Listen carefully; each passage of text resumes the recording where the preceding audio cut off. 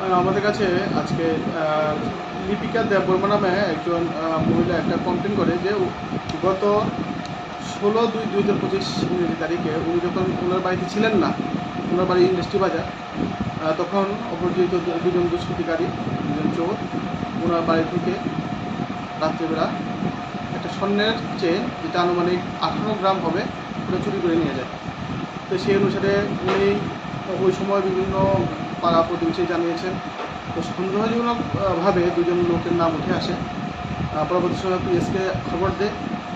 খবর দিলে আজ দুজন লোককে আমরা ডিটেন করি, যাদের মধ্যে একজনের নাম জহর পুজাহার, একজনের নাম রিকুশ দেববর্মা।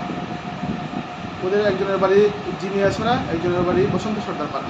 ওদের দুজনকে আমরা ডিটেন করে জিজ্ঞাসাবাদে ওরা স্বীকার করে এবং ওদের কাছ থেকে এই স্বর্ণের চেনটা আমরা রিকভারি করি।